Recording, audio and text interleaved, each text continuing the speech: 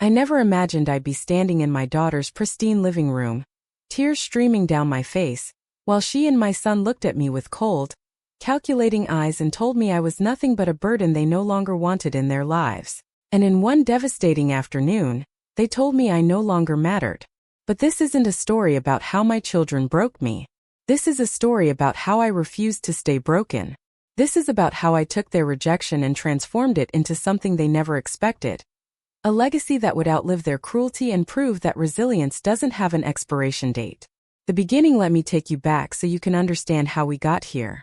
I married Thomas Whitmore when I was 23 years old. He was a kind man, a hard-working accountant who believed in family above everything. We built a modest but comfortable life in suburban Connecticut. I worked as a nurse for 15 years before the children came, and after Jennifer was born, I made the decision to stay home.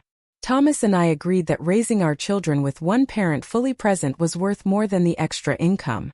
Jennifer arrived in 1976, and Michael followed 2 years later in 1978. They were beautiful babies who grew into wonderful children, or so I thought. I devoted myself to them completely. I was the room mother for every class party, the volunteer at every school event, the parent who drove to every soccer game, piano recital, and debate tournament. Thomas worked long hours to provide for us, and I made sure our home was a sanctuary of warmth and love.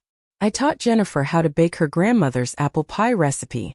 I spent hours helping Michael with his science projects, staying up until midnight to finish a model of the solar system when he'd procrastinated. I sewed Halloween costumes by hand, organized birthday parties that the neighborhood still remembers, and maintained a photo album for each child that documented every milestone. When Jennifer was 16, she got into a car accident. Nothing serious, but she'd been texting while driving and rear-ended someone at a stoplight. Thomas and I not only paid for the damages, but I spent weeks helping her through the emotional aftermath, the guilt she felt, the fear of getting behind the wheel again. I sat with her during her court-mandated driver's education classes. I reassured her that one mistake didn't define her. When Michael struggled with calculus his senior year, threatening his admission to his dream university, I hired an expensive tutor we really couldn't afford. Thomas picked up extra consulting work to cover the cost. Michael got into Boston University with a partial scholarship, and we covered the rest. We took out a second mortgage on our house to ensure both children could attend good universities without drowning in student loans. Thomas died suddenly of a heart attack in 2008. He was only 61 years old. I found him in our bedroom one morning, and my world shattered. But I couldn't fall apart completely because Jennifer was going through a difficult divorce at the time, and Michael's wife had just had their first baby. I swallowed my grief and showed up for them. I moved in with Jennifer for 3 months to help her through the emotional devastation of her marriage ending. I babysat Michael's daughter Emma 4 days a week, so he and his wife Christina could both work full-time. After Thomas died, I received a modest life insurance payout and his pension. I was careful with money, having learned frugality during my childhood in a working-class family. I lived simply in our paid-off house, drove my old Toyota, and found contentment in my garden and my grandchildren. Over the years, I helped my children financially whenever they needed it. When Jennifer wanted to start her interior design business in 2012, I gave her $15,000 from my savings. When Michael and Christina wanted to buy a bigger house in 2015, I contributed $20,000 toward their down payment. I never asked for the money back. They were my children, and helping them succeed gave me joy. I was the grandmother who showed up. Every recital, every soccer game, every school play, I was there. When Jennifer's daughter Sophie was struggling with reading in 2nd grade, I tutored her 3 afternoons a week for an entire school year. When Michael's son Jake wanted to learn woodworking, I paid for classes and drove him to the workshop every Saturday morning for 6 months. I hosted every holiday, every Thanksgiving, every Christmas, every Easter. My house was the gathering place. I cooked for days, decorated, and made sure everyone felt celebrated.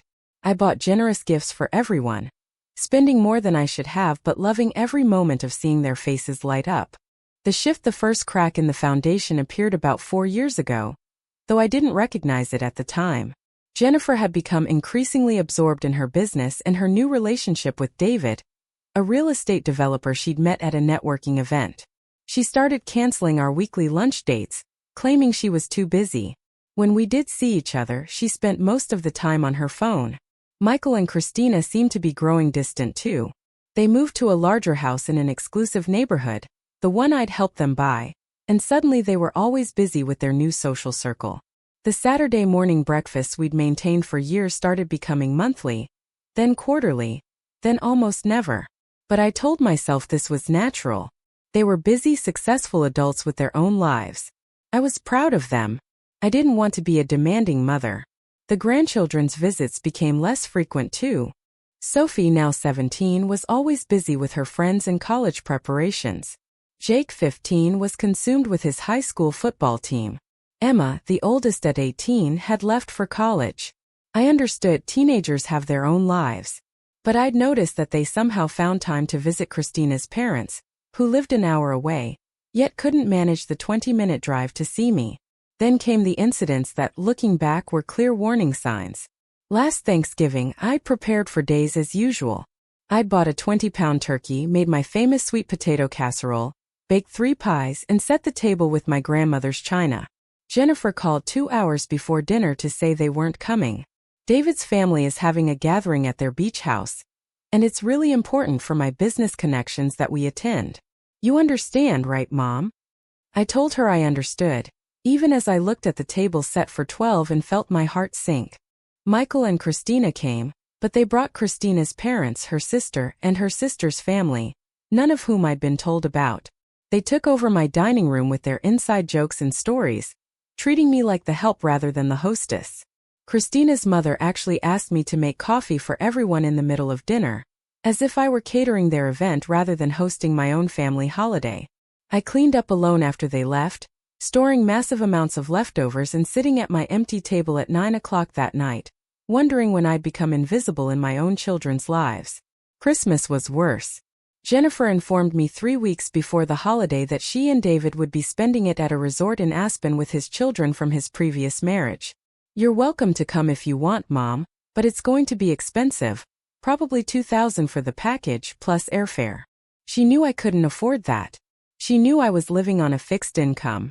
The offer was designed to seem generous while actually excluding me. Michael told me they were doing Christmas at Christina's parents' house. It's just easier, Mom. They have more space, and Christina's mom already ordered a catered dinner. But you can stop by in the afternoon if you want. Stop by. To see my own son and grandchildren on Christmas. Stop by like a neighbor dropping off cookies. I spent Christmas Day alone for the first time in my entire life. I sat in my living room with a tree I'd decorated by myself, surrounded by wrapped presents I'd bought for everyone, and cried until I had no more tears left. The new year brought a new humiliation. It was Emma's birthday. She was turning 18. I'd always made elaborate birthday cakes for my grandchildren, and I'd promised Emma years ago that I'd make her a special one for this milestone. I spent 2 days baking and decorating a 3-tier cake with fondant flowers, her favorite colors, everything perfect.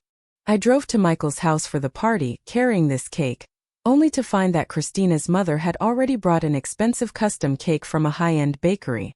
"Oh, Barbara, you made a cake?" Christina said, her voice dripping with condescension. "That's sweet. We'll just put it in the kitchen. Maybe people will want 2 cakes." No one touched my cake. It sat in the kitchen ignored while everyone raved about the other one. I overheard Christina telling someone, "Michael's mom still thinks we're living in the 1950s, baking everything from scratch. It's kind of sad, really." I left early, claiming a headache, and drove home in silence. I threw the entire untouched cake in the garbage and sat at my kitchen table until 3 in the morning, trying to understand when I'd become someone my family merely tolerated out of obligation. The breaking point, the final devastation, came on a Tuesday afternoon in March. Jennifer had called and asked if she could come by with Michael because they needed to talk about something important. My heart leaped. Maybe they wanted to plan something special, or maybe there was some family news to share. They arrived together, which was unusual since they rarely coordinated their schedules. They sat on my couch and I offered them tea, which they declined. Jennifer got straight to the point. "Mom, we need to have a serious conversation with you about your role in this family going forward." Role in the family? I was their mother. What role could there be except that? Michael jumped in, his voice cold and businesslike. "You've been overwhelming us for years, Mom. The constant texts asking to see the kids, the showing up at events uninvited, the expectations that we'll spend every holiday at your house. It's too much. I sat there stunned. I don't understand. I thought you wanted. That's the problem, Jennifer interrupted. You never asked what we wanted. You just assumed. And now we're at a point in our lives where we need to set boundaries. Boundaries. That word would echo in my mind for months afterward. What kind of boundaries? I asked, my voice barely a whisper. Jennifer exchanged a look with Michael, some silent communication passing between them. We think it's best if you take a step back from the family. You're at a stage of life where you need to focus on yourself, your own friends, your own activities. We need space to live our lives without the constant pressure of managing your expectations and your needs. Managing my needs? The words felt like acid in my mouth. What needs? I've only ever tried to be there for you, to help you. That's exactly it, Michael said, his voice rising slightly. The helping. The constant offers to babysit, to cook, to contribute money we don't need. It's become a burden, Mom. You've become a burden. There it was. That word. Burden. We've talked about this extensively, Jennifer continued, pulling out her phone as if she were presenting a business proposal. We think you should look into some senior activities. There are community centers that offer classes, day trips, that sort of thing. You need to build a life that doesn't revolve around us. I felt like I was drowning. But you're my children. My grandchildren. You're my life. I don't understand what I did wrong. It's not about doing something wrong, Michael said, though his tone suggested otherwise. It's about what's healthy for everyone. And honestly, Mom, you've become kind of needy. Desperate even. The kids notice it, and it makes them uncomfortable. The kids. My grandchildren found my love uncomfortable. Christina's mother doesn't do this, Michael added. She has her own life, her own friends, her own interests. She sees the kids when we invite her, and it works much better. I later learned that Christina's mother saw the kids twice a week and vacation with them every summer, but I didn't know that then. Jennifer leaned forward, and I could see she'd practiced this speech. We're asking you, no, we're telling you to step back. We'll reach out when we want to see you. But the drop-by visits need to stop. The constant texts need to stop. The guilt trips about holidays need to stop. You need to stay out of our lives unless we specifically invite you in. Stay out of your lives? I repeated, feeling my world crumbling. You're asking me to stay out of your lives? We're asking you to respect our boundaries, Jennifer corrected, though we all knew it meant the same thing. I looked at Michael, desperate for some sign that this wasn't real, that he'd step in and tell Jennifer she was going too far. But he just nodded, his jaw set firm. What about the money I've given you over the years? I don't know why I said it, it came out of some desperate place, some need to remind them that I'd mattered once. Jennifer, the $15,000 for your business? Michael, the $20,000 for your house. That was your choice, Jennifer said coolly. We never asked for it. If you gave it expecting something in return, that's a you problem, not a us problem. Something in me broke in that moment. These weren't my children anymore. These were strangers wearing my children's faces, strangers who'd calculated my worth and found it wanting. So that's it? I asked, tears streaming down my face now. After everything, after 50 years of being your mother, of sacrificing, of being there for every moment, you're just done with me? We're not done with you, Michael said, standing up to leave. We're just setting healthy boundaries. If you can respect them, we'll have a better relationship. If you can't, then yes, it's probably better if we don't see each other for a while. They left. They actually stood up, walked out of my house, got in their separate cars and drove away. Jennifer didn't hug me goodbye. Michael didn't look back. I sat on that couch for 3 hours, unable to move, unable to process what had just happened. The house grew dark around me, and I couldn't even summon the energy to turn on a light. The dark period, the weeks that followed, were the darkest of my life. Darker even than when Thomas died, because then I'd had purpose in my grief. I'd had people who needed me. Now I had nothing. I stopped eating properly. Why cook a meal for one person who didn't matter? I lost 12 pounds in 3 weeks. I stopped gardening, stopped answering my phone, stopped getting dressed unless I absolutely had to. My neighbor, Margaret, knocked on my door one afternoon and told me she was worried about me. Barbara, I haven't seen you outside in weeks. Are you okay? I lied and told her I was fine. I wasn't fine. I was barely existing. I'd lie awake at night, replaying every moment of the last few years, trying to find where I'd gone wrong. Had I really been overwhelming? Had my love actually been a burden? I thought about every text I'd sent, every offer to babysit, every holiday dinner, and I tortured myself wondering if each one had been pushing my children further away. I looked at old photo albums, seeing young Jennifer and Michael's smiling faces, and couldn't reconcile those children with the cold adults who dismissed me so easily. Where had they gone? When had they changed? Or had they always been this way, and I'd been too blind to see it? I didn't text them. I didn't call. I respected their boundaries even though it killed me. Days turned into weeks and I heard nothing. Not a call to check if I was okay, not a text asking how I was doing. Nothing. One night, about a month after that awful conversation, I found myself standing in my kitchen at 2 a.m, staring at the bottle of sleeping pills my doctor had prescribed after Thomas died. I hadn't taken them then. I'd been too busy being strong for everyone else. But now, in the crushing silence of my empty house, I wondered if anyone would even notice if I took the whole bottle. I stood there for 20 minutes, the bottle in my hand, thinking about how easy it would be to just stop hurting. No one needed me. No one wanted me. Why keep going? Then I thought about Thomas. I could almost hear his voice. Barbara Whitmore, you've survived 73 years on this planet, raised 2 children, buried your husband, and lived through more challenges than most people face in 2 lifetimes. You're going to let them defeat you like this? I put the bottle down. And in that moment something shifted inside me. The crushing sadness began to transform into something else. Something harder. Something determined. If my children didn't want me in their lives, fine. I'd build a life so meaningful, so full, so impactful that they'd one day realize what they'd thrown away. I'd create a legacy that had nothing to do with them. They told me to find my own activities, my own purpose. Challenge accepted. The awakening the next morning, I got up, took a shower, got dressed in actual clothes, and made myself a proper breakfast. Then I sat down with a notebook and started writing. What did I want? What had I always wanted but set aside for everyone else? I'd always wanted to travel. Thomas and I had planned to see the world after he retired, but he died before we got the chance. I'd always wanted to volunteer more substantially, to make a real difference. I'd always wanted to write. I'd loved English in school and had dreamed of being a journalist before life took me in a different direction. I looked at my finances. I'd been so careful with money, saving Thomas's life insurance payout and pension, living modestly. I had about $200,000 in savings and investments. My house was paid off, worth about $350,000.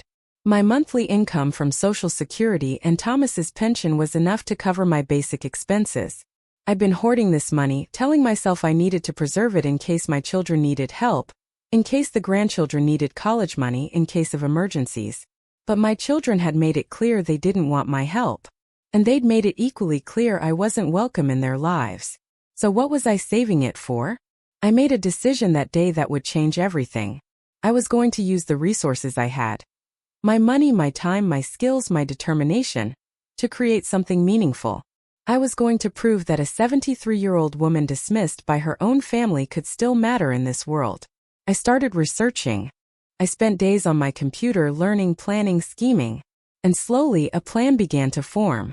I'd spent my entire life taking care of other people. My husband, my children, my grandchildren. What if I channeled that same energy into taking care of people who actually needed it? People who'd appreciate it? I discovered that there were thousands of children in the foster care system. Teenagers aging out with nowhere to go, no family support, no safety net. I learned about elderly people in nursing homes who never got visitors, who spent their final years alone and forgotten. I read about community programs desperately needing funding and volunteers. What if I became the person for them that I tried to be for my own family? What if I built something that would outlast me, something that would help people long after I was gone? I contacted a lawyer. A sharp woman named Patricia Chun who came highly recommended. I laid out my situation honestly. My children had cut me out of their lives, and I wanted to ensure my resources went somewhere they'd actually make a difference. Patricia didn't judge me. She listened, took notes, and said, Let's build you a legacy, Barbara. The foundation. Over the next 3 months, I worked harder than I'd worked in decades. With Patricia's help, I established the Whitmore Legacy Foundation, a nonprofit organization dedicated to supporting aging-out foster youth and isolated elderly community members. I put $150,000 into the foundation as initial funding. I kept enough for myself to live comfortably but not extravagantly. I began the process of setting up my estate so that upon my death, my house would be sold and the proceeds would go to the foundation. But I didn't want to just throw money at the problem. I wanted to be involved to make a real hands-on difference. I became a volunteer with the local foster care system, specifically working with teenagers who were about to age out. I met kids who reminded me of what my grandchildren could have been: smart, talented, full of potential, but lacking the family support that makes all the difference. There was Marcus, a 17-year-old who wanted to be an engineer, but had no idea how to apply for college or financial aid. I spent hours with him, helping him navigate the application process, writing recommendation letters, connecting him with resources. When he got accepted to the state university with a full scholarship, he cried in my living room and called me his guardian angel. There was Destiny, a 16-year-old who'd been in 7 foster homes and trusted no one. She was prickly and defensive, but I kept showing up. I taught her how to cook, helped her with her homework, and listened when she finally started talking about her dreams of becoming a veterinarian. When she graduated high school 2 years later, I was the only person in the audience cheering for her. There was James, who aged out of the system at 18 with nowhere to go.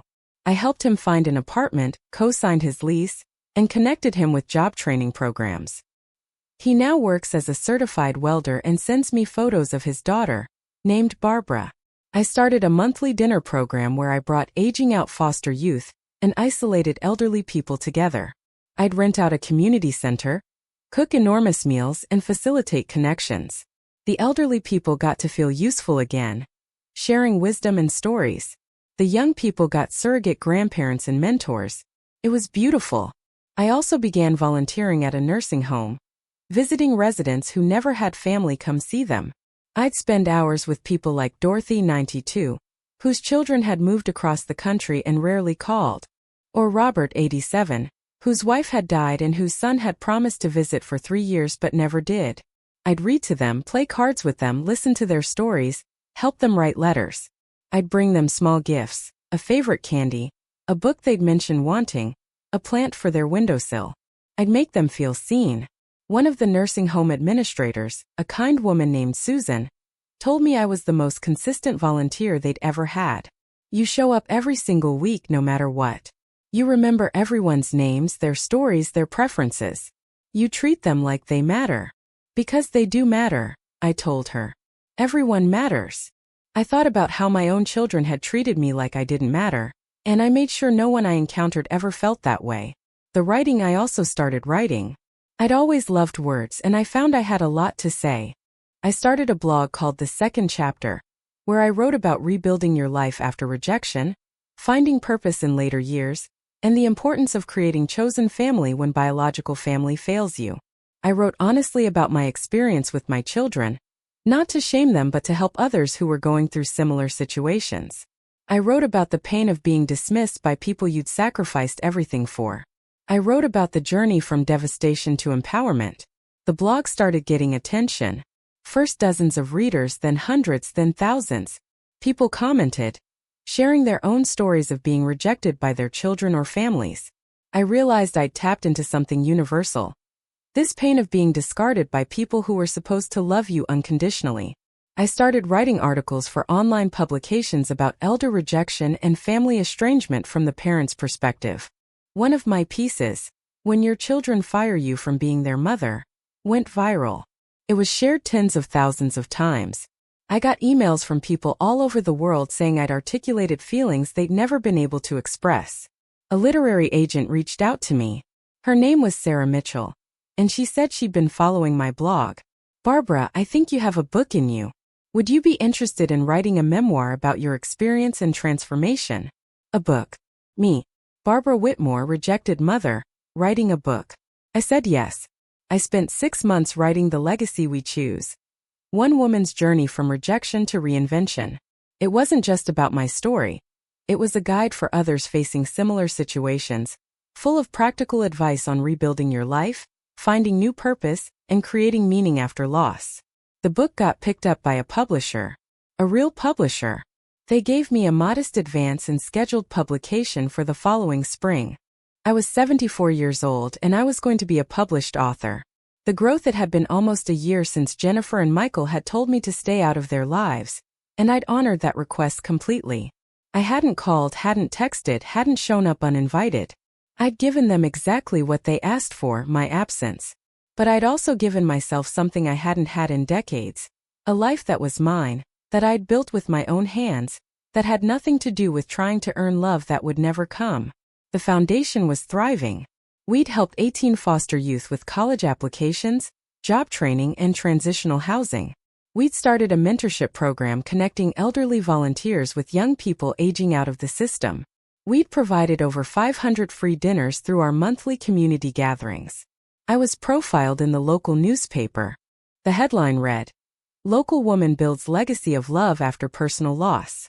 The article detailed the foundation's work and mentioned, briefly, that I'd started this journey after experiencing family estrangement. The newspaper article led to an invitation to speak at a regional conference on aging and community building. I'd never done public speaking beyond leading PDA meetings decades ago, but I said yes anyway. Standing in front of 300 people at that conference, sharing my story, I felt more alive than I had in years. I talked about loss and resilience. I talked about how rejection doesn't have to be the end of your story. It can be the beginning of a new chapter. I talked about the importance of chosen family and intentional community. The speech received a standing ovation. Afterward, dozens of people came up to me, some in tears, telling me their own stories, thanking me for giving them hope. A woman my age approached me, her eyes red from crying. "My daughter hasn't spoken to me in 3 years. I've spent that entire time feeling worthless. Hearing your story, seeing what you've built, it's the first time I've felt like maybe I could survive this." I hugged her and whispered, "You won't just survive. You'll flourish." More speaking invitations followed. I spoke at senior centers, community colleges, and nonprofit conferences. Each time I refined my message. You are not worthless because someone failed to see your worth. Your value is not determined by people who couldn't appreciate you. You have the power to create meaning and impact at any age. The encounter. It was a Saturday morning in October, about 18 months after the confrontation with my children, when I saw them for the first time since that awful day. I was at the local farmer's market, buying vegetables for that evening's community dinner, when I heard a familiar voice call out, "Mom." I turned to find Jennifer standing 5 feet away, looking shocked. Michael was beside her, his expression equally stunned. For a moment we all just stared at each other. I noticed they both looked tired, older somehow. Jennifer's usually perfect appearance seemed slightly disheveled. Michael had gained weight and had dark circles under his eyes. "Jennifer." "Michael." I kept my voice neutral, calm. My heart was pounding, but I refused to show it. "I didn't expect to see you here," Jennifer said, stating the obvious. "You look different." I'd lost weight during those dark weeks, then gained back healthy weight as I rebuilt my life. I'd started dressing better, carrying myself with more confidence. I'd let my hair go naturally silver instead of dyeing it, and I'd started wearing clothes I actually liked instead of the safe, invisible outfits I'd worn for years. "I'm doing my weekly shopping," I said simply. "How are you both?" "We're fine," Michael said quickly. "Busy. You know how it is." "Actually, I don't," I replied, keeping my tone pleasant but honest. "You asked me to stay out of your lives, remember? So I have no idea how it is for you." Jennifer had the grace to look uncomfortable. "Mom, that came out harsher than we meant. We were just trying to set some boundaries." "And I respected them," I said. "Completely. Haven't called, haven't texted, haven't shown up uninvited. I gave you exactly what you asked for." "Yes, but," Jennifer started, then stopped, seeming unsure how to continue. "But what?" I asked, genuinely curious. "We saw the newspaper article about your foundation," Michael said. "We had no idea you were doing all that." "Why would you?" I asked. "You asked me to build a life that didn't involve you. So I did." Mom, don't be like that, Jennifer said, her tone taking on that familiar edge of annoyance. Something in me snapped, not into anger but into clarity. Be like what, Jennifer? Honest. You told me I was a burden.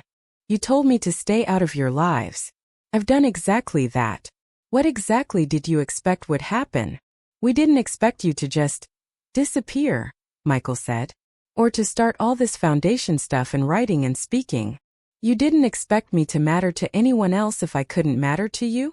I asked and watched them both flinch. I'm 74 years old, and I've spent the last 18 months discovering that I have value beyond being your mother. I've helped dozens of young people who actually appreciate guidance. I've been there for elderly people who actually want my company. I've written words that have touched thousands of people. I've built something meaningful. That's great, Mom, really, Jennifer said, though her tone suggested she found it anything but great. But you're still our mother. We thought you'd, I don't know, reach out eventually. Reach out. I repeated, genuinely incredulous. You told me not to. You set the boundary. I respected it. If you wanted me to reach out, you should have said so. But you didn't want that. You wanted me to disappear unless you specifically invited me back into your lives. Well, I disappeared.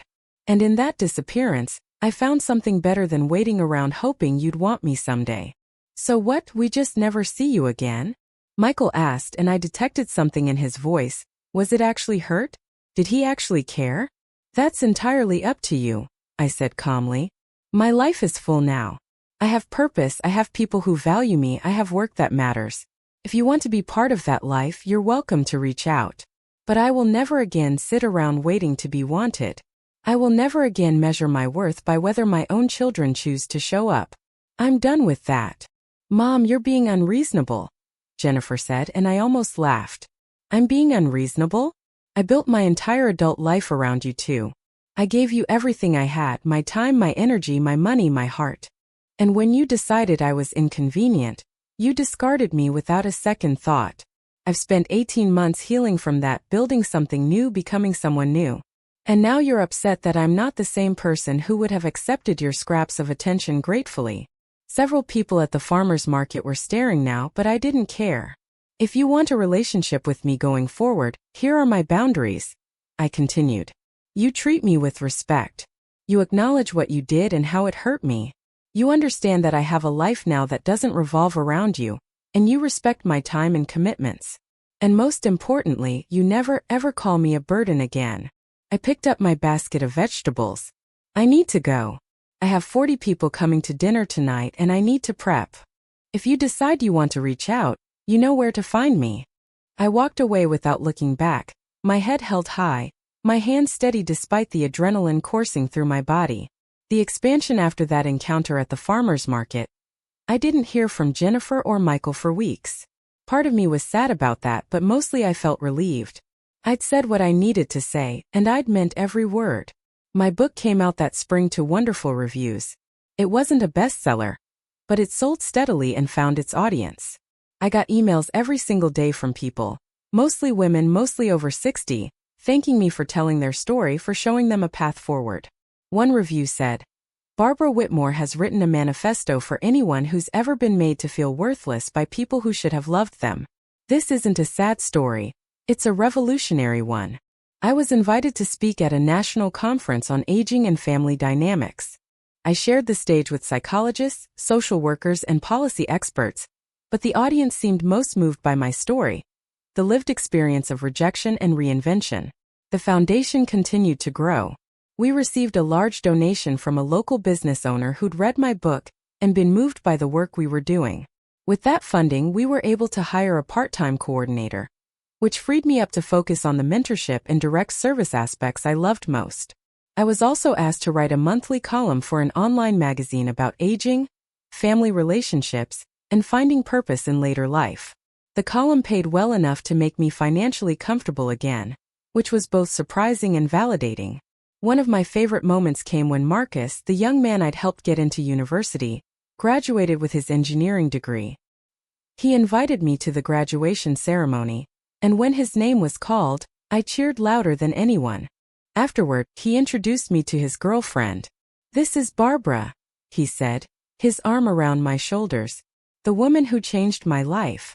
My chosen grandmother. His girlfriend smiled and said, "He talks about you all the time. You're basically famous in our friend group." Chosen grandmother. Those words meant more to me than Jennifer or Michael would ever understand. The reckoning. It was late June. Almost 2 years after Jennifer and Michael had told me to stay out of their lives, when Jennifer showed up at my door. I'd just gotten home from a particularly fulfilling afternoon at the nursing home, where I'd helped organize a birthday party for Dorothy, who'd turned 93. I was tired but happy, and I wasn't prepared for Jennifer's visit. She stood on my porch looking nervous, which was unusual for my typically confident daughter.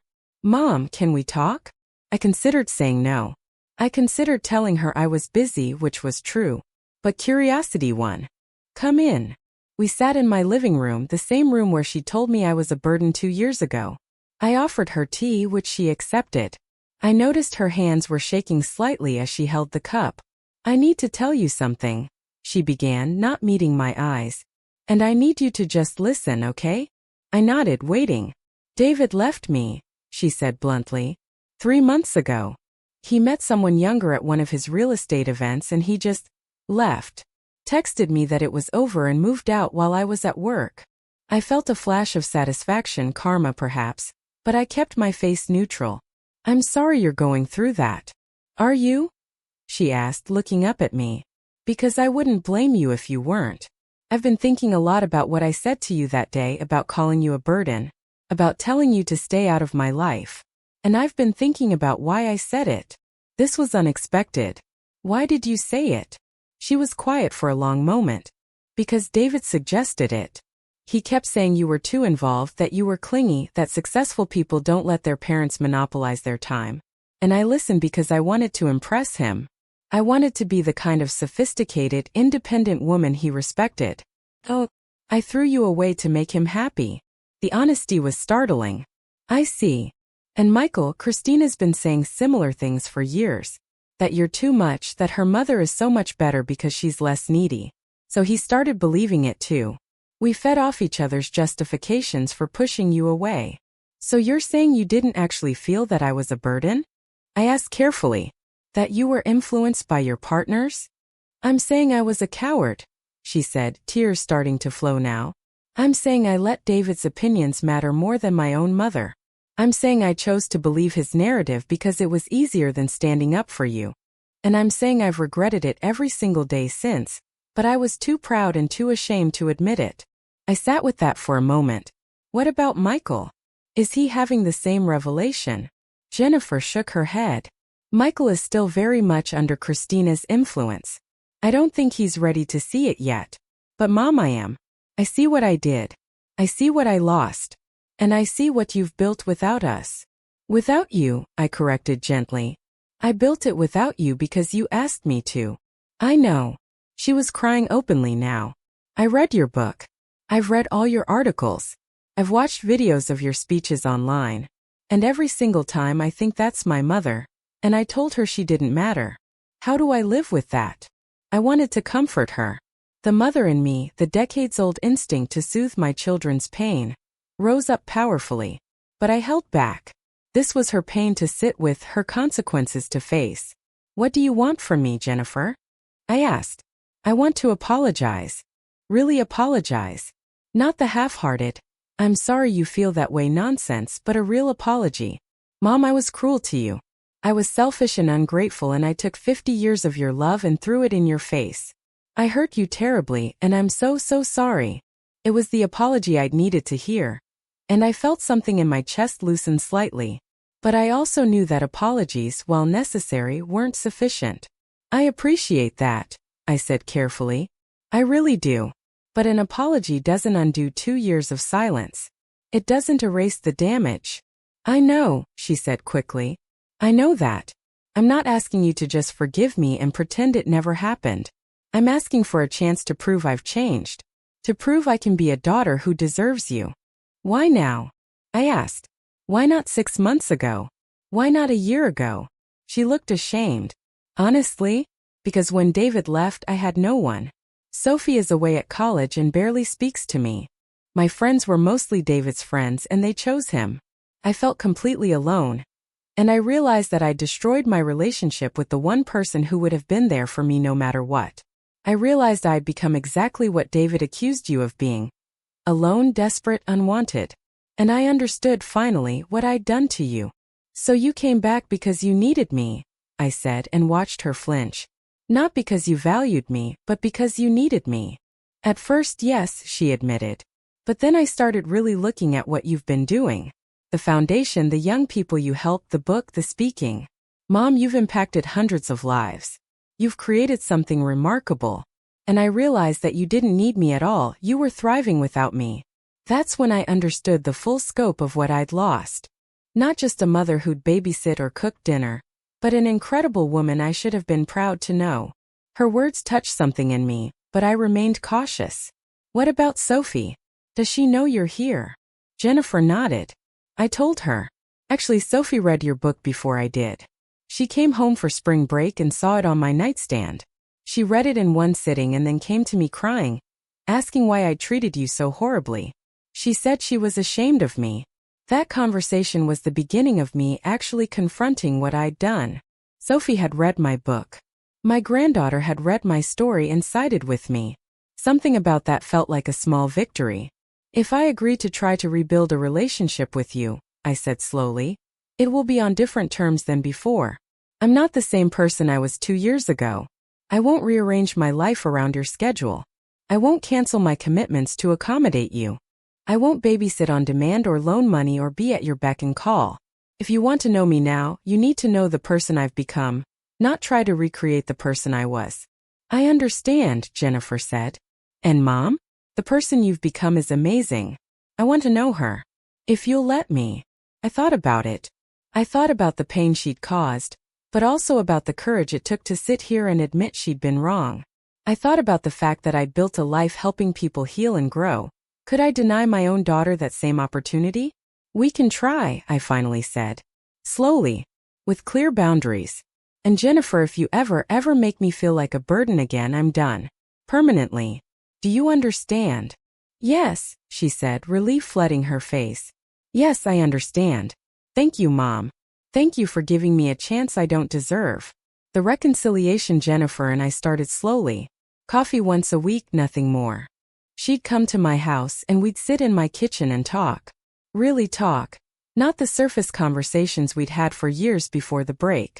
She told me about her business struggles, her divorce, her fears about being alone.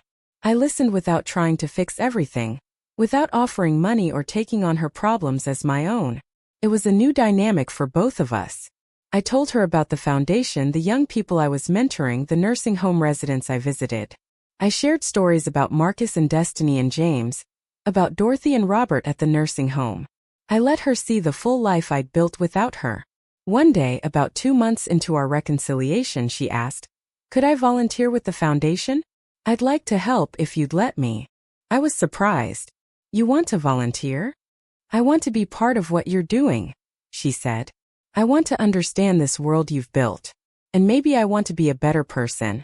The kind of person who contributes instead of just taking. I brought her to the next monthly community dinner. She helped me cook, served food, and sat with some of the elderly attendees. I watched her talk with Dorothy, listening attentively as the 93-year-old woman shared stories from her childhood. Afterward, Jennifer was quiet on the drive home. Finally, she said, that was Dorothy? The one you write about in your columns? Yes. She's wonderful. And so lonely. Her children never visit. Once a year, maybe. They're busy with their own lives. Jennifer was silent for a moment. That would have been me in 30 years. Too busy for you. Until suddenly you were gone and I had nothing but regrets. Maybe, I said. But you figured it out while you still had time to change it. She started coming to volunteer regularly. I watched her form genuine connections with the young people aging out of foster care, sharing her own experiences with divorce and loss, offering mentorship and business skills. She was good at it and I told her so. Thanks, Mom, she said, and I heard something in her voice I hadn't heard in years, genuine respect. Sophie came home from college for Thanksgiving that year, and Jennifer brought her to meet me. It was awkward at first.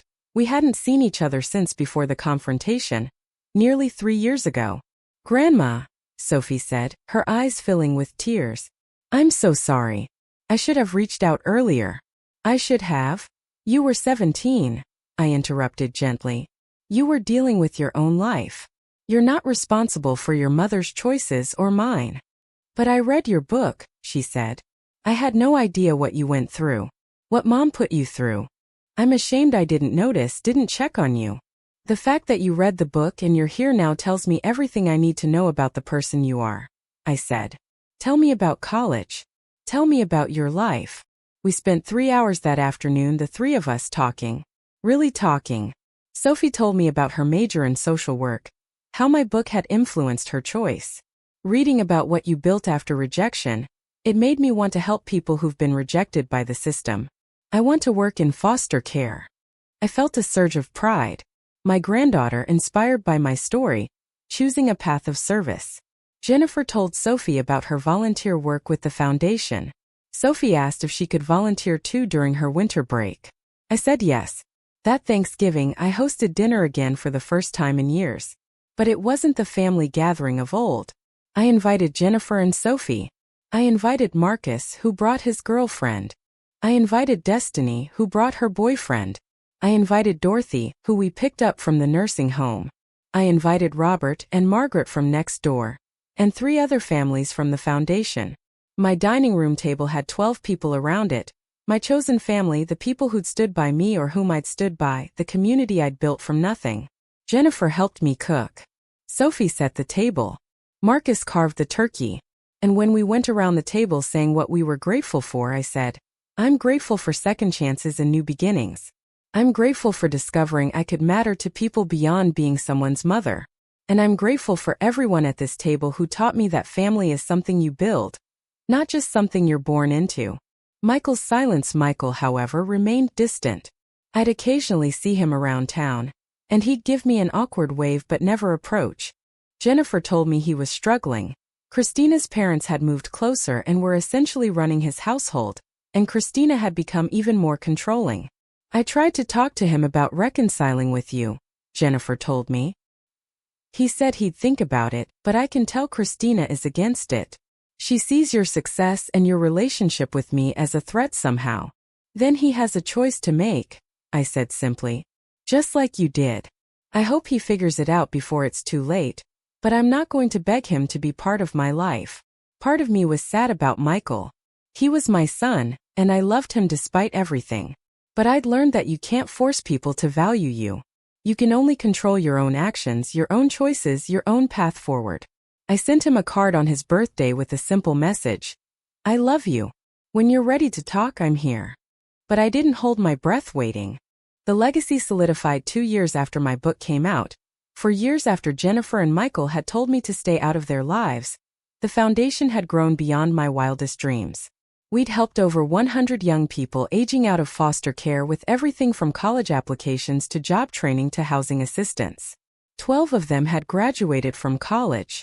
23 had completed vocational training programs. Every single one of them knew they had someone in their corner. We'd established a formal visiting program at 3 local nursing homes, matching volunteers with isolated elderly residents. Dorothy now had 5 regular visitors beyond me. Robert had reconnected with a distant cousin who'd had no idea he was in a nursing home alone. The monthly community dinners had evolved into a full community center program, with classes, support groups, and activities. We'd secured funding from the state and several private foundations. I'd hired a full-time director, a wonderful woman named Alicia who'd aged out of foster care herself and understood both sides of the equation. My writing had expanded. I had a regular column in a major online publication. I'd written a second book, this one a practical guide for people rebuilding their lives after family estrangement. I was speaking at conferences across the country, but more than any of that I was happy. Genuinely, deeply happy in a way I'd never been before. I woke up each morning with purpose. I went to bed each night knowing I'd made a difference. I had people in my life who valued me, who showed up for me, who told me I mattered. Jennifer and I had rebuilt a relationship based on mutual respect rather than obligation. She continued to volunteer with the foundation and had become an invaluable part of our fundraising efforts. using her design skills to create our promotional materials. Sophie was planning to do her social work internship with us after graduation. I'd also developed real friendships, something I'd never really had time for when my entire identity was wrapped up in being wife, mother, grandmother. Margaret and I traveled together. We'd been to Italy, France, and were planning a trip to Greece. I joined a book club, a gardening club, and a local advocacy group for elder rights. I was living proof that your life isn't over when your children decide they don't need you. In fact, sometimes it's just beginning. The viral moment in the spring of my 77th year, 5 years after that devastating conversation with Jennifer and Michael, something unexpected happened. A journalist from a national magazine contacted me. She'd read both my books and followed my work with the foundation. She wanted to write a feature story about me for their profiles section. The article came out in July. It was titled "The Grandmother Who Built a Legacy from Rejection: How Barbara Whitmore Turned Family Estrangement into a Movement." The article detailed my story: the rejection, the dark period, the decision to rebuild, the foundation, the young people I'd helped, the elderly people I'd served, the books I'd written, the speaking I'd done. It included interviews with Marcus, Destiny, Dorothy, and Jennifer. Jennifer's quote in the article was stark in its honesty. "I told my mother she was a burden and to stay out of my life. I was cruel and selfish, influenced by people who didn't have my best interests at heart." My mother's response to that rejection was to build something so meaningful, so impactful, that it changed hundreds of lives. She proved that your value isn't determined by people who fail to see it. She's my hero, and I'm grateful every day that she gave me a chance to be part of her life again. The article went viral. It was shared millions of times across social media. My phone exploded with interview requests. News outlets wanted to talk to me. My books shot up the bestseller lists. The foundation's donation page crashed from the volume of contributions flooding in. I was invited to appear on national morning shows. I sat across from famous hosts and told my story to millions of viewers. I talked about elder rejection, about finding purpose after loss, about creating chosen family, about the power of resilience. The response was overwhelming. Thousands of people, mostly older women but people of all ages, reached out to share their own stories of family rejection and to thank me for giving them hope. Dozens of people started their own foundations or volunteer programs, inspired by what I'd built. An organization focused on aging advocacy asked me to join their board of directors. A university invited me to teach a class on aging, family dynamics, and community building. A production company reached out about adapting my story for a film. At 77 years old, I'd become something I never imagined. A public figure, an advocate, a voice for people who'd been made to feel worthless. Michael's return. It was a rainy Tuesday in October when Michael finally showed up at my door. I hadn't seen him in over 5 years and I barely recognized him. He'd aged significantly, his hair mostly gray, his face lined with stress. He looked exhausted and defeated. "Mom," he said, standing on my porch in the rain. "Can we talk?" I let him in, got him a towel, made him tea. We sat in my living room, and I waited for him to speak. "I saw the article," he finally said. "I've seen you on television. I've read both your books. And I need to tell you something that I should have said 5 years ago." He looked down at his hands, struggling with the words. "Christina and I are getting divorced." I kept my expression neutral. "I'm sorry to hear that. Are you?" he asked, echoing Jennifer's question from years before. "Because I know you never liked her." "I never disliked Christina," I said carefully. "I disliked how she influenced you to treat me. There's a difference." He nodded slowly. "You were right to dislike that. Mom, I need to tell you what really happened that day when Jennifer and I came to see you. The conversation we had beforehand." I waited, my heart beating faster despite myself. Christina had been pressuring me for months to deal with the mother situation, as she called it. She said you were embarrassing us, that her friends had noticed how needy you were, how different you were from her sophisticated mother. She said successful people don't let their parents monopolize their time. The words echoed what Jennifer had told me about David's influence. I remained silent. The night before we came to see you, Christina sat me down and basically gave me an ultimatum. She said I needed to choose between keeping her happy and letting you continue to be so involved in our lives. She said she couldn't respect a man who couldn't set boundaries with his mother. So you chose her, I said simply. I chose what I thought was my marriage, he corrected. I chose what I thought would keep my family together. I was wrong about everything. What changed? I asked. Emma changed, he said, referring to his oldest daughter. She came home from college for Christmas last year, and she'd read your book. She asked me point blank why I treated my mother so horribly. When I tried to give her the same justifications Christina had given me, she looked at me like I was a stranger. He paused, visibly struggling with emotion. She said, Dad, I read Grandma's book. I know what she built after you rejected her. She helped dozens of kids who had nobody. And you had everything from her and threw it away because your wife was jealous. Then she asked me something that I can't stop thinking about. What kind of man abandons his mother to please his wife? The question hung in the air between us. Jake feels the same way, Michael continued, referring to his younger son. Both kids have lost all respect for me. Emma barely speaks to me when she's home. Jake asked if he could contact you directly because he's ashamed of what I did. My own children are ashamed of me, Mom.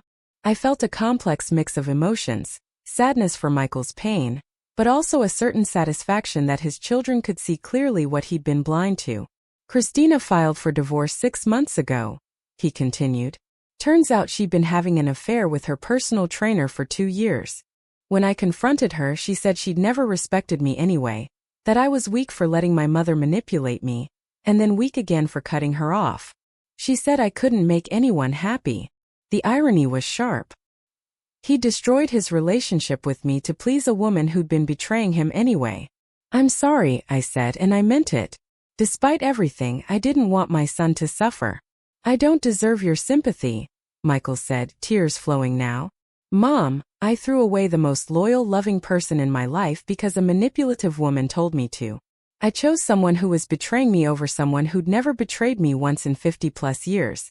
How do I live with that? It was a good question and I didn't have an easy answer. I've been following your work from afar, he continued. I know about the foundation, the kids you help, the elderly people you visit. I know about your books, your speaking, your advocacy work. I watched your interview on the morning show last month, and I was so proud and so ashamed at the same time. Proud that you're my mother. Ashamed that I'd tried to make you feel worthless. What do you want from me, Michael? I asked, using the same question I'd posed to Jennifer years earlier. I want to apologize, he said. Really truly apologize. Not because I need something from you, but because you deserve to hear it. Mom, I was cruel. I was selfish. I was weak. I let someone else's jealousy and insecurity turn me against the person who loved me most. There's no excuse for it. I betrayed you and I'm so sorry. The apology felt genuine, but like with Jennifer, I knew it was only the beginning. I appreciate that, I said. But an apology doesn't erase 5 years of silence. It doesn't undo the damage. I know, he said quickly. I'm not asking you to pretend it never happened. I'm asking if there's any chance, any possibility, that you might consider letting me try to earn your forgiveness. To prove that I can be a son you deserve. I studied his face, looking for signs of sincerity, for evidence that this wasn't just another manipulation. What I saw was genuine remorse, real pain, and something that looked like humility. The person I am now is not the person I was 5 years ago, I said. I have a full life, meaningful work, and people who value me. I'm not looking for anyone to complete me or validate me. If you want a relationship with me, it has to be because you genuinely want to know who I've become, not because you want to recreate some version of who I used to be. I want to know who you've become, he said earnestly. I want to understand this incredible life you've built. And I want to be part of it if you'll let me. Not as the center of it, but as someone who supports what you're doing. I thought about it. Michael had hurt me more deeply than Jennifer in some ways. The coldness in his eyes that day, the way he'd nodded along with every cruel word. But he was still my son and people could change. We can try, I said finally. Slowly. With clear boundaries. And Michael, if you ever make me feel like a burden again, we're done. Permanently. Do you understand? Yes, he said, relief washing over his face. Thank you, Mom. I don't deserve this chance, but I'll do everything I can to prove worthy of it. The full circle. Michael's re-entry into my life was slower than Jennifer's had been. He was more damaged, more guilt-ridden, and it took time for him to find his footing. He started by writing me letters, actual handwritten letters, telling me about his divorce, his relationship with his children, his regrets, and his hopes for rebuilding. I responded when I felt like it, setting the pace of our communication. Eventually, he started joining Jennifer and me for our weekly coffee meetings. The three of us together for the first time in over 5 years was surreal, but also healing in ways I hadn't expected. Michael asked if he could volunteer with the foundation like Jennifer had. I was hesitant at first. His betrayal had cut deeper, and I wasn't sure I trusted his motivations. But he persisted, and eventually I agreed to let him help with some of the administrative work. He threw himself into it with an intensity that surprised me. He used his accounting background to help us streamline our financial systems and apply for larger grants. He created detailed reports showing the impact of our work, data that proved invaluable in securing additional funding. More importantly, I watched him interact with the young people we served, and I saw genuine care and engagement. He related to some of the young men who'd aged out of foster care, particularly those struggling with feelings of abandonment and betrayal. One day, I overheard him talking to a 19-year-old named Devin who'd been rejected by his foster family when he turned 18. Michael was sharing his own story of making terrible choices and hurting people who'd loved him. "The difference is," Devin said, "you had someone to hurt. You had a mom who loved you. I never had that." "You have it now," Michael replied, gesturing toward me. "She's got room in her heart for everyone. I just had to learn I wasn't entitled to all of it." That conversation shifted something in me. Michael wasn't just going through the motions of reconciliation. He was genuinely growing, genuinely changing. Emma and Jake, his children, started reaching out to me independently. Emma was graduating college and wanted to meet with me about possibly working with the foundation as a social worker. Jake, now 17, asked if I could help him with his college applications, not because his father told him to ask, but because he wanted my guidance. "Grandma," Emma said during one of our meetings, "I'm sorry it took me so long to reach out. I was a coward like Dad, just in a different way." "You were protecting yourself," I said. "Children shouldn't have to navigate their parents' failings. I never expected you to choose sides." "But I should have checked on you," she insisted. "When Dad cut you off, I should have called, should have visited. I was 17, not 7. I knew better. You were 17 and dealing with your own life, your own transition to adulthood. You're not responsible for the choices your father and I made." She smiled through her tears. "This is why I want to work with the foundation. You see people's potential instead of just their mistakes. Dad could learn from that." The growth continues. By my 78th birthday, the foundation had become something I'd never imagined possible. We were operating in 3 states, had helped over 300 young people aging out of foster care, and had established programs in 12 nursing homes. The monthly community dinners had become weekly, and we'd added job training programs, financial literacy classes, and mental health support groups. I'd written a 3rd book, this one about building intergenerational community and creating chosen family. It became a bestseller and led to a speaking tour across the United States and Canada. More personally, I'd rebuilt relationships with both my children, though they looked very different from what they'd been before. Jennifer and I had become genuine friends. We shared interests beyond our biological connection, respected each other's boundaries, and enjoyed each other's company. She'd become a crucial part of the foundation's operations and had started her own nonprofit focused on supporting women through divorce transitions. Michael's journey back to a relationship with me had been longer and more difficult, but it had resulted in something deeper than what we'd had before. He'd had to confront not just what he'd done to me, but who he'd allowed himself to become. The process had made him a better person, a better father, and ultimately a better son. Both Emma and Jake had become regular volunteers with the foundation. Emma was planning to join us full-time after graduating with her social work degree. Jake was applying to colleges with strong sociology programs, inspired by what he'd seen of our work. I'd also gained something I'd never had before, a true understanding of my own worth. For 73 years, I'd measured my value by how well I served others, how much I was needed, how successfully I could make other people happy.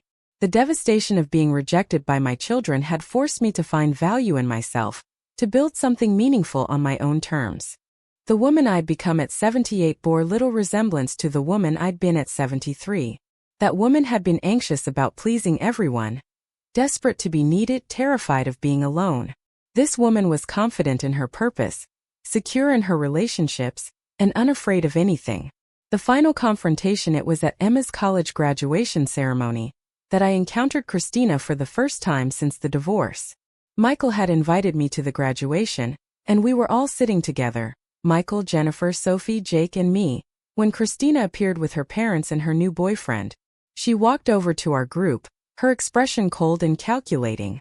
"Well, look at this," she said loudly enough for people around us to hear. The whole happy family reunited at last. Michael tensed beside me, but I remained calm. "Hello, Christina. Congratulations on Emma's graduation." "Oh, don't pretend to be gracious," she snapped. "We all know you've spent years poisoning my children against me, playing the victim, manipulating them with your sob story." The accusation was so absurd that I almost laughed. "Christina, I haven't spoken to Emma or Jake about you at all. Their relationships with you are between you and them." "Right," she said sarcastically. "Just like you didn't manipulate Michael into leaving me." "Mom, stop," Jake said, standing up. He was 17 now, taller than his father, with a backbone Christina had clearly underestimated. "Grandma didn't manipulate anyone. You want to know why I don't respect you? Because you convinced Dad to abandon his mother to make you happy, and then you cheated on him anyway. You want to know why Emma barely speaks to you? Because she watched you tear our family apart with your jealousy and cruelty." Christina's face went red. "How dare you?" "No, how dare you?" Emma said, joining her brother. She'd walked over during the confrontation, her graduation cap still on her head. "How dare you come to my graduation and attack the woman who taught me what integrity looks like? Grandma never said one word against you to me. She didn't have to. Your actions spoke loud enough. You're all being manipulated," Christina insisted, looking around wildly for support that wasn't coming. "The only person who was manipulated was me," Michael said quietly, standing up to face his ex-wife. "You manipulated me into believing that loving my mother made me weak. You manipulated me into thinking that respecting my family was somehow disrespectful to you. You manipulated me into betraying the most important relationship in my life so you could feel superior. And when I finally woke up, you were already cheating on me anyway." "I want you to leave," Jennifer said, her voice steel. "This is Emma's day, and you're making a scene." Christina looked around at all of us, realizing she had no allies, no support, no power here. "Fine," she spat. "But don't think this little family reunion means anything. She's still just a bitter old woman who—" "Stop." The voice was mine, quiet but commanding. Everyone turned to look at me.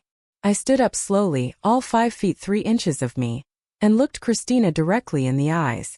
"You're right about one thing," I said calmly. "I am old. I'm 78 years old. And in those 78 years I've learned something important. The people who call others bitter are usually just angry that their victims refuse to stay broken." The area around us had gone quiet, other families stopping their conversations to listen. "You tried to destroy my family because you were threatened by love you couldn't understand," I continued. "You succeeded temporarily. You convinced my son to abandon me, and it nearly destroyed me. But it didn't. Instead, it freed me to become someone I'd never imagined I could be. I built something meaningful from your cruelty. I helped hundreds of people find their way. I wrote books that touched thousands of lives. I became a voice for everyone who's ever been made to feel worthless by small, insecure people." I took a step closer to her. "So thank you, Christina. Thank you for showing me that I didn't need anyone's permission to matter. Thank you for forcing me to discover my own strength. Thank you for being such a catalyst for my growth." Her mouth opened and closed like a fish. "Now leave," I said pleasantly. "This is Emma's moment, and you've taken enough from this family." She left, her new boyfriend trailing behind her, her parents looking embarrassed. The families around us who'd been listening broke into spontaneous applause. Emma hugged me, tears streaming down her face. "Grandma, that was amazing." "That," said Jake, grinning, "is why you're my hero." Michael put his hand on my shoulder. "Mom, I'm so sorry you ever had to deal with that. I'm so sorry I put you in a position where someone like her felt entitled to attack you. It's okay, I said, meaning it. She gave me a gift, actually. She helped me learn who I really am. The legacy continues as I write this. I'm 81 years old. It's been 8 years since Jennifer and Michael told me to stay out of their lives. And I can honestly say those were the most transformative years of my entire life. The Whitmore Legacy Foundation now operates in 8 states and has helped over 1,000 young people transitioning out of foster care. We've established partnerships with universities, corporations, and government agencies. We've created a model that other communities are replicating across the country. I've written 5 books now. The latest one, The Courage to Begin Again, A Guide to Rebuilding Your Life at Any Age, has been on the bestseller list for 6 months. I receive hundreds of letters and emails every week from people thanking me for showing them that rejection isn't the end of the story. I speak regularly at conferences, universities, and community events. Last month, I gave the commencement address at the state university where Marcus graduated, the young man I'd helped navigate college applications all those years ago. He introduced me, telling the graduating class that I'd saved his life by believing in him when no one else would. Jennifer and I travel together now, having become genuine friends beyond our mother-daughter relationship. We've been to 12 countries together, and she's become my closest collaborator in expanding the foundation's reach. Michael has remarried, a wonderful woman named Sarah who works as a nurse and volunteers at the foundation's job training programs. Sarah loves the work I do and has become one of my most dedicated supporters. She and Michael are planning to adopt an older child from the foster care system, inspired by the stories they've heard through our work. Emma did join the foundation after graduation and is now our director of youth services. She's brilliant at connecting with the young people we serve, having inherited her grandmother's gift for seeing potential in everyone. Jake is studying nonprofit management in college and plans to expand our model internationally. I have 7 chosen grandchildren now, young people I've helped who've become permanent parts of my family. They call me Grandma Barbara, send me photos of their graduations and weddings and babies, and know they always have a place to come home to. Dorothy from the nursing home passed away last year at 96. I was holding her hand when she died, and her last words to me were, "Thank you for making me feel loved." Her funeral was packed with all the people whose lives she'd touched through our community programs. But perhaps the most meaningful part of my legacy isn't the foundation or the books or the speaking. It's the proof that rejection doesn't have to be the end of your story. It can be the beginning of a better one. I learned that your worth isn't determined by people who fail to see it. I learned that you can build a family from scratch at any age. I learned that the most meaningful relationships are often with people who choose to love you, not people who are obligated to. Most importantly, I learned that resilience isn't about bouncing back to who you were before. It's about becoming someone stronger, someone better, someone who can't be broken by other people's limitations. Today I woke up with purpose. I'll go to bed tonight knowing I made a difference. I have people in my life who value me, who show up for me, who tell me I matter. And I know with absolute certainty that my life has meaning beyond anything my children could have given me or taken away. They said I was just a burden, told me to stay out of their lives. Instead, I created a legacy that will outlive us all. And that, I think, is the most beautiful revenge of all.